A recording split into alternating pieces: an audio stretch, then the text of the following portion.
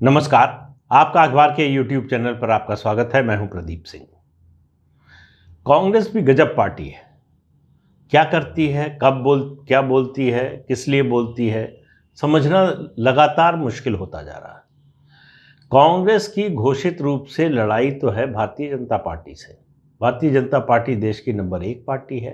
Congress party number 2 party है। Vote के लिहाज से देखें, लोकसभा में सीटों के लिहाज से देखें, वोटों की संख्या के लिहाज से देखें, संगठन के विस्तार के लिहाज से देखें।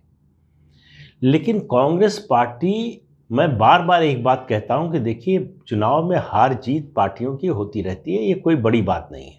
आज जो पार्टी हारी है कल जीत सकती है, जो जीती है हार सकती है। बात असली ये होती है कि लड़ने का मादा आप में बचा है कि नहीं। और मेरा मानना है कि कांग्रेस वो लड़ाई का जो जज्बा होता है ना, लड़ने का, जीतना हारना तो बात की बात होती है, वो खो चुकी है। आप याद कीजिए 1984 बीजेपी को सिर्फ 2 सीटें मिली थी लोकसभा की, लेकिन उसमें लड़ने का मादा बचा हुआ था, इसलिए 2 सीटों से आज 303 पर है। तो ये जो लड़ाई का मादा होता है, फिर विश्वसनीय नेतृत्व की बात, संगठन की बात, विचारधारा की बात, इन सब मुद्दों पर आप कांग्रेस पार्टी को देखिए तो वो आपको नजर आएगा कि लगातार नीचे की ओर जा रही है। अब आप बताइए, दुनिया में कोई, पहले आपसे कह चुका हूं, जो इंटरनल डेमोक्रेसी की बात होती है पार्टियों में, बड़ा जोर शोर से कांग्रेस इसको उठाती है। भाजपा विरोधी सब आरोप भाजपा वालों पर लगाते हैं। कौन सी दुनिया में ऐसी डेमोक्रेटिक पार्टी है जिसका एक नेता 21 साल से अध्यक्ष हो? चलिए उस बात को छोड़ देते हैं कि गांधी परिवार के बिना नहीं चलेगा, तो माँ हटेगी तो बेटा आएगा, बेटा हटेगा तो माँ आएगी, मान लेते हैं। दुनिया में कौन सी ऐसी पॉलिटिकल पार्टी है जिसका नेता 2.5 साल से चुनाव प्रचार के लिए न निकला हो? सोनिया गांधी लोकसभा चुनाव में पिछले कितनी उन्होंने मीटिंग्स की थी मुझे याद नहीं है, 1 होगा, 2 होगा, 3 होगा, ज़्यादा मीटिंग्स उन्होंने नहीं की। उसके बाद से वो बाहर नहीं निकली। उससे पहले भी उनकी चुनावी सभाएं लगातार कम होती गई। स्वास्थ्य का कारण है और कोई कारण नहीं है, लेकिन ये वास्तविकता है। अगर आपको बीजेपी जैसी पार्टी से लड़ना है तो आपको एक ऐसा अध्यक्ष चाहिए जो मैदान में उतरकर लड़ने को तैयार हो। ऐसा अध्यक्ष ना हो जो अपने घर से बाहर न निकल रहा हो। पिछले 2 साल में, इस कोरोना के दौरान में, सोनिया गांधी कभी कांग्रेस अध्यक्ष रहते हुए कभी अपने घर से बाहर निकली हों, घर से बाहर निकली भी हैं तो जो कांग्रेस का दफ्तर है वहाँ तक, 24 अकबर रोड, वहाँ तक गई, उसके अलावा नहीं। तो ऐसे कैसे लड़ाई लड़ेगी?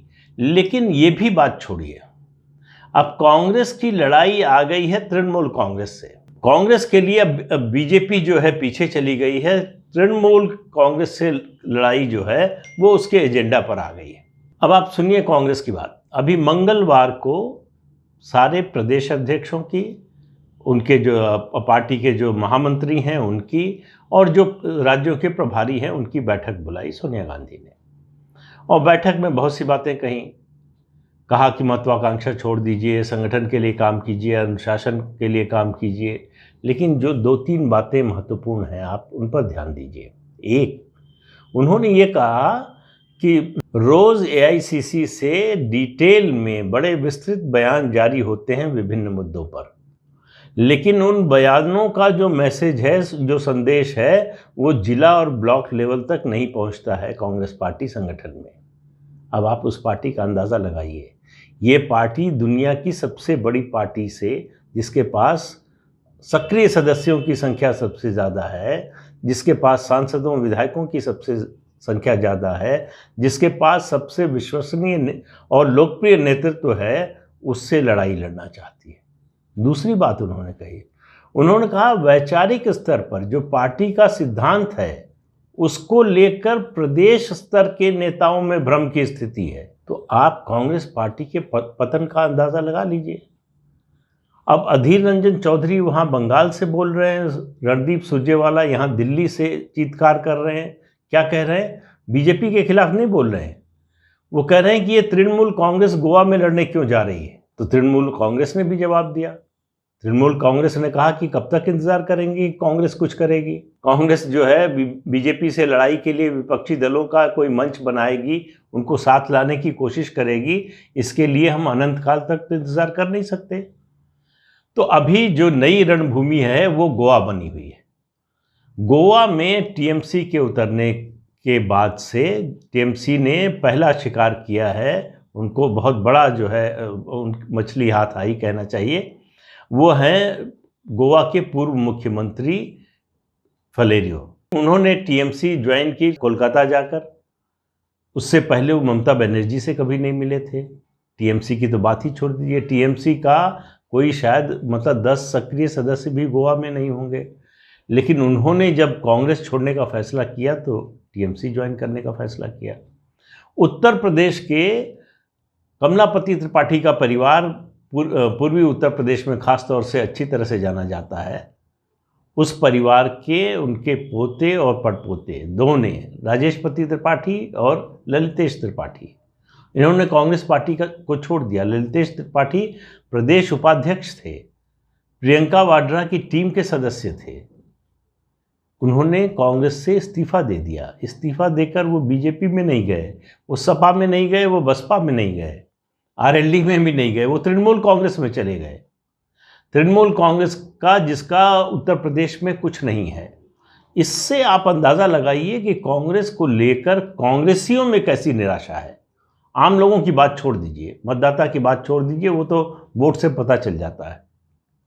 लेकिन कांग्रेस संगठन के अंदर, कांग्रेस नेताओं के अंदर, कार्यकर्ताओं के अंदर किस तरह की निराशा है, इसका अंदाज़ा इन परिवर्तनों से, जो बड़े नेता हैं जो छोड़कर जो है बीजेपी में गए, उनके बारे में बड़ी आसानी से कह दिया कांग्रेस पार्टी ने कि ये लालच में गए हैं, सत्ता के लोभ में गए हैं, इन पर दबाव डालकर इनको लाया गया है। लेकिन ये जो लोग आ रहे हैं, इनके बारे में ये बोलने के लिए नहीं है कांग्रेस के पास कुछ। गोवा में बीजेपी के खिलाफ तृणमूल कांग्रेस चुनाव लड़ेगी, तो कांग्रेस का कहना है कि ये आप ये बताइए, सोचिए जरा, आत्मनिरीक्षण कीजिए। आप देखिए कांग्रेस पार्टी टीएमसी से कह रही है कि आप आत्मनिरीक्षण कीजिए। और क्या आत्मनिरीक्षण कीजिए कि आप किससे लड़ रहे हैं, क्यों लड़ रहे हैं, किस बात के लिए लड़ रहे हैं। तो उनका कहना ये, कुल मिलाकर सारी बातों का लब्बो-लुआब ये है कि कांग्रेस पार्टी कह रही है कि तृणमूल कांग्रेस जहां जहां चुनाव लड़ने जा रही है पश्चिम बंगाल से बाहर, वो बीजेपी की मदद करने जा रही है, यानी बीजेपी की बी टीम है। तो कांग्रेस की बात माने तो वैसी बी टीम है, कांग्रेस की बात माने तो आम आदमी बी टीम है। मतलब इसका ये है कि जहां जहां बीजेपी और कांग्रेस की लड़ाई है, अगर कोई तीसरी पार्टी जाती है तो वो बीजेपी की बी टीम है, बीजेपी को मदद करने के लिए जा रही है। और उनके मुताबिक, मतलब उनकी बात का निष्कर्ष निकाला जाए तो ये, इन सब पार्टियों को अपना दफ्तर बंद कर देना चाहिए इन राज्यों में। कम से कम चुनाव के समय तो बंद ही रखना चाहिए, चुनाव नहीं लड़ना चाहिए, क्योंकि कांग्रेस फिर कैसे लड़ेगी, कांग्रेस तो कमज़ोर हो जाएगी। तो मतलब कांग्रेस की ताकत ऐसी है कि कोई तीसरी पार्टी आते ही वो कमज़ोर हो जाती है। ये इस बात से, तीसरी पार्टी के आने से भारतीय जनता पार्टी को चिंतित होना चाहिए कि जो लोग उसके विरोधी हैं लेकिन कांग्रेस के साथ नहीं जाना चाहते, उनको एक विकल्प मिल रहा है। तो बीजेपी इस बात से चिंतित नहीं है, कांग्रेस चिंतित है इस बात से। तो 28 अक्टूबर को ममता बनर्जी पहली बार गोवा जा रही है। और गोवा में उनका जो है वो जाहिर है कि चूँकि पूर्व मुख्यमंत्री उनकी पार्टी में आ गए हैं फलेरियो, तो उनका स्वागत अच्छा खासा होगा। अब 30 अक्टूबर को राहुल गांधी जा रहे हैं। तो अब इन दोनों नेताओं के दौरे की तुलना होना तय है, और उसके बाद दोनों में जो है वो लड़ाई होना भी तय है। ये आप मान कर चलिए कि 30 अक्टूबर के बाद गोवा में और गोवा के जरिए तृणमूल कांग्रेस और कांग्रेस की लड़ाई बढ़ने वाली है। दूसरी बात है, देखिए, ये एक तरह से ये बात सही है कि तृणमूल कांग्रेस जो कर रही है उसका बंगाल से बाहर उसकी बीजेपी से कोई लड़ाई नहीं है। उसको मालूम है कि बंगाल के बाहर बीजेपी के सामने वो कहीं टिकने वाली नहीं है। उसको अगर मुकाबले में आना है, उसको अगर अपनी पार्टी को राष्ट्रीय पार्टी बनाना है, दूसरे राज्यों में विस्तार करना है, तो जो बीजेपी से लड़ने वाली पार्टी है, यानी नंबर 2 या नंबर 3 की पार्टी है, पहले उसको उसे हराना पड़ेगा। तो जहाँ जहाँ सीधे कांग्रेस और बीजेपी की टक्कर है, वहाँ तृणमूल के जाने का मतलब है कि कांग्रेस को हराने की कोशिश करेगी, हटाने की कोशिश करेगी विपक्ष की का जो स्पेस है उससे, तभी टीएमसी आगे बढ़ सकती है। तो ये लड़ाई आने वाले दिनों में आप देखिए 2024 तक ये क्या स्वरूप लेती है, लेकिन आने वाले दिनों में टीएमसी और कांग्रेस पार्टी की लड़ाई होने वाली है। पश्चिम बंगाल की बड़ी जीत से ममता बनर्जी उत्साहित हैं, उनका कैडर उत्साहित है। मैं बार बार जो बात कहता हूं कांग्रेस के बारे में कि कांग्रेस के लिए चिंता की बात यह है कि टीएमसी एक क्षेत्रीय दल जिसका पश्चिम बंगाल से बाहर कुछ भी नहीं है, उसको कांग्रेस के विकल्प के रूप में अगर लोग देख रहे हैं, खास तौर से कांग्रेसी जो कांग्रेस में हैं, जिन्होंने कांग्रेस में 20 साल, 30 साल, 35 साल, 40 साल लगाए हैं, वो लोग अगर उनको लगता है कि कांग्रेस का विकल्प ममता बनर्जी बन सकती हैं, तृणमूल कांग्रेस बन सकती है, इससे बड़ा कांग्रेस के खिलाफ, कांग्रेस के नेतृत्व के खिलाफ नो कॉन्फिडेंस और कोई हो नहीं सकता है। तो कांग्रेस, मैं फिर कह रहा हूं, कांग्रेस मुक्त भारत बनाने के लिए बीजेपी को ज़्यादा मेहनत करने की ज़रूरत नहीं है। दूसरी राजनीतिक ताकतें आ गई हैं जो देश को कांग्रेस मुक्त बनाने में लग गई हैं। अब कांग्रेस की लड़ाई उनसे होने जा रही है। कहाँ विपक्षी एकता की बड़ी बड़ी बातें हो रही थी, सारा विपक्ष मिलेगा, साथ आएगा। यहाँ तो विपक्ष का आपस में ही झगड़ा ऐसा शुरू हो गया है कि लग रहा है कि 2024 के आने से पहले आपस में ही निपट लेंगे। फिर बीजेपी से लड़ने वाला कोई बचेगा कि नहीं बचेगा, ये बताना भी मुश्किल है। बिहार में कांग्रेस और आरजेडी का अलायंस टूट ही चुका है। मैं बता चुका हूं कांग्रेस के बारे में जिस तरह से लालू प्रसाद यादव बोल चुके हैं, उसके बाद अगर कोई आत्मसम्मान वाली पार्टी और नेता होता तो फिर दोबारा इस तरह का संपर्क न करता जो सोनिया गांधी ने बुधवार को किया है। उन्होंने लालू प्रसाद यादव को फ़ोन किया, लालू प्रसाद यादव ने नहीं किया फ़ोन। किस लिए किया? हालचाल पूछने के लिए। लालू प्रसाद यादव 3.5 महीने से यहीं दिल्ली के एम्स में और अपनी बेटी के घर पर थे, इलाज कराने के बाद आराम कर रहे थे।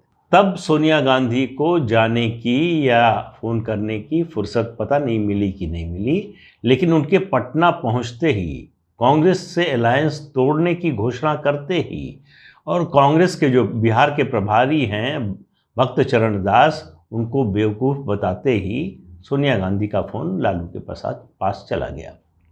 अब आप कल्पना कीजिए, वहाँ 2 विधानसभा सीटों के लिए उपचुनाव हो रहा है। कांग्रेस के नेता बड़ी बड़ी बातें कर रहे हैं, दावा कर रहे हैं कि हम जीतेंगे, आरजेडी जेडीयू को दोनों को हरा देंगे। वहाँ लड़ाई हो रही है। ऐसे में कांग्रेस पार्टी को गाली देने वाले से सोनिया गांधी बात करती हैं। तो कांग्रेस के जो स्थानीय नेता हैं उनके मनोबल पर क्या असर पड़ेगा? ये इस तरह से चल रही है कांग्रेस। इसलिए मैं बार बार कह रहा हूं कि कांग्रेस में लड़ने का मादा खत्म हो चुका है। ये पार्टी लड़ना ही नहीं चाहती है।